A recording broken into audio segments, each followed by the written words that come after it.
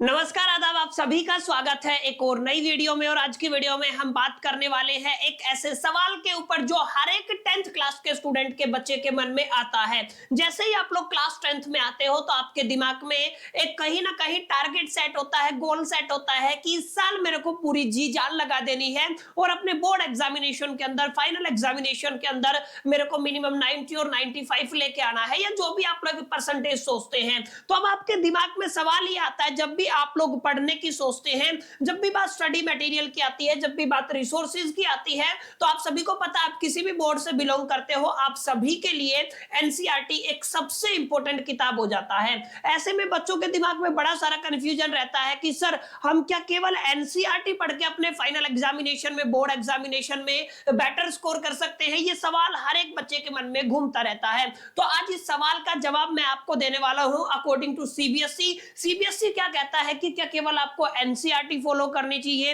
या इसके अलावा कोई और किताब फॉलो करनी चाहिए, कैसे कैसे आपको स्टडी करनी है, कैसे क्या केवल एनसीईआरटी से आप लोग फाइनल एग्जामिनेशन में बेहतरीन रिजल्ट ला सकते हैं। इन तमाम मुद्दों पर हम डिटेल में चर्चा करने वाले हैं। तो विदाउट वेस्टिंग टाइम चलिए शुरू करते हैं। देखिए कुछ इंपॉर्टेंट बातें हैं। एक बार तो मैंने जैसे ही एनालिसिस किया तो रिसेंटली जो सीबीएसई ने अपना सिलेबस रिलीज किया है, उसके जब पूरे नोटिस को मैंने पढ़ा तो मेरे को इस सवाल का जवाब वहीं से मिल गया।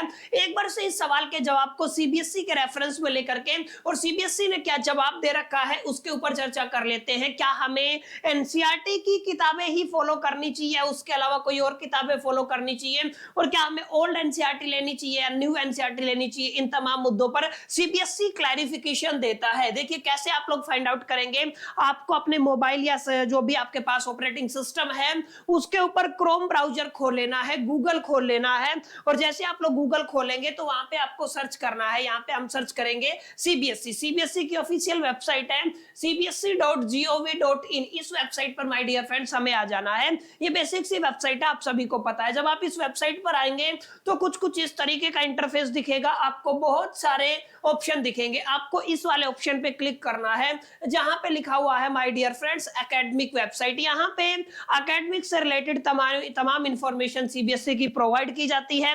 जैसे माय डियर फ्रेंड्स हम लोग इसके ऊपर आते हैं तो यहाँ पे कैरिकुलम का ऑप्शन दिखेगा। इस कैरिकुलम के ऑप्शन पे आपको क्लिक करना है। जैसे आप लोग कैरिकुलम के ऑप्शन पे क्लिक करेंगे तो रिसेंटली कैरिकुलम 2025-26 रिलीज किया है, इसके ऊपर आपको क्लिक करना है। जैसे आप लोग क्लिक करेंगे तो माय डियर फ्रेंड्स यहाँ पे आपको दो ऑप्शन अवेलेबल मिल जाते हैं, पहले वाला ऑप्शन और दूसरे वाला ऑप्शन। पहले वाला ऑप्शन आपको क्लास 9th और 10th वाले बच्चों के लिए मिलेगा और दूसरे वाला ऑप्शन 11th और 12th वाले बच्चों के लिए मिलेगा। दोनों के अंदर सेम ही जवाब है, तो आप किसी को भी समझ लीजिए। हम बात करते हैं 10th क्लास की, तो 9th और 10th वाले बच्चों का जब आप लोग देखोगे तो यहाँ पे जैसे ही आप लोग क्लिक करोगे ना तो आपके सामने 4-5 ऑप्शन खुल जाएंगे। We are talking about the main subject. Main subject in the sense आप लोग एसएसटी की बात कर लीजिए, मैथमेटिक्स की बात कर लीजिए, साइंस की बात कर लीजिए। तो मेरे को कहां पे क्लिक करना है? मेन सब्जेक्ट ग्रुप पे क्लिक करना है। जैसे आप लोग क्लिक करेंगे, जैसे हम लोग इस वीडियो में स्पेसिफिकली साइंस की बात करने वाले हैं, तो साइंस पे एक बार आप लोग चेक कर लीजिए। साइंस पे जैसे ही क्लिक करेंगे माय डियर फ्रेंड्स तो कुछ इस तरीके का नोटिस, कुछ इस तरीके का पीडीएफ या जो भी आप लोग कहें सर्कुलर आपके सामने खुल जाएगा, जहां पर डिटेल में एनालिसिस किया हुआ है कौन कौन से टॉपिक पढ़ने हैं, कौन कौन से टॉपिक नहीं पढ़ने हैं। इन तमाम मुद्दों पर चर्चा की गई है। जैसे आप लोग नीचे आएंगे, स्क्रॉल करेंगे तो माय डियर फ्रेंड्स एक कॉलम आपको दिखेगा। काफी इंटरेस्टिंग कॉलम ये रहने वाला है और यहीं पे आपके क्वेश्चन का जवाब छुपा हुआ है। यहाँ पे लिखा हुआ है प्रिस्क्राइब्ड बुक, मतलब सीबीएसई जो किताबें अपनी तरफ से रिकमेंड कर रहा है इन तमाम सब्जेक्ट्स को, इन तमाम सिलेबस को कवर करने के लिए, वो कुछ इस तरीके से है। तो इनको थोड़ा सा रीड करने की कोशिश करते हैं और अंडरस्टैंड करते हैं कि क्या क्या बातें यहाँ पे लिखी हुई है, क्योंकि ये आपका स्पेसिफिकली 9वें और 10वें दोनों कक्षाओं का है। तो we are talking about the only 10th class. तो यहाँ पे लिखिए सेकंड कॉलम क्या लिखा हुआ है? Science text book for class 10th NCERT publication. ये पहली रिकमेंडेशन सीबीएसई की तरफ से दी गई है कि आपको कौन से किताब को फॉलो करना है, आपको एनसीईआरटी वाली किताब को फॉलो करना है।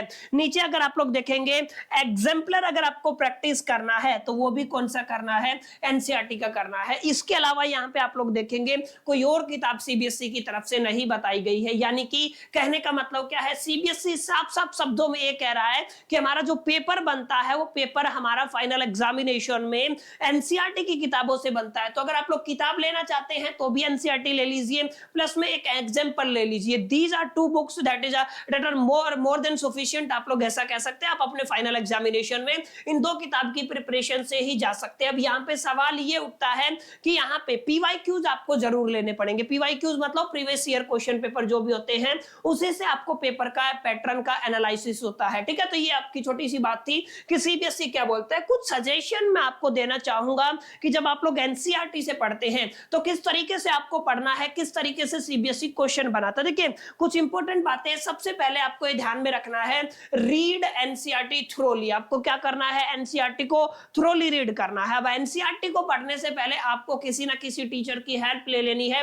जैसे अभी अगर आप लोग इनिशियल लेवल पे इस वीडियो को देख रहे हैं तो डेफिनेट सी बात है आपके पास मोर देन सफिशिएंट टाइम है, आप लोग अच्छे से एक एक कॉन्सेप्ट को बना सकते हैं। तो उन टीचर्स को फॉलो कीजिए जो एक एक कॉन्सेप्ट को डिटेल में समझाते हैं। Not go for the one shot के लिए जाना चाहते हैं तो जब आपके पास टाइम कम रहता है उस समय पे आप लोग वन शॉट में जाइएगा। अभी आपको जरूरत है कॉन्सेप्ट को बिल्ड करने की। कॉन्सेप्ट को बिल्ड कैसे करोगे, जहां पे कुछ ऐसे टीचर्स भी हैं, यूट्यूब के ऊपर भी कुछ ऐसे टीचर हैं, आपकी ऑफलाइन क्लासेस तो होती ही होंगी, यूट्यूब के ऊपर भी काफी ऐसे टीचर हैं जो आपको वन बाय वन करके कॉन्सेप्ट समझाते हैं और जो पार्ट्स में चैप्टर लेके आते हैं उनको फॉलो कीजिए। एक बार पढ़ने के बाद, एक बार उनसे अंडरस्टैंड करने के बाद फिर आपको एनसीईआरटी पढ़ना है। उससे पहले पढ़ेंगे तो डिफिकल्टी आएगी। एनसीईआरटी को इस तरीके से पढ़ना है। एनसीईआरटी को जब आप लोग पढ़ते हैं तो माय डियर फ्रेंड्स यहाँ पे दो तरीके के क्वेश्चन आपको देखने को मिलते हैं। एक तो एक्सरसाइज के क्वेश्चन देखने को मिलते हैं और दूसरा आपका इन टेक्स्ट क्वेश्चन देखने को मिलते हैं, ठीक है। कुछ इस तरीके के क्वेश्चन आपको यहाँ पे देखने को मिलते हैं। तो आपको क्या करना है,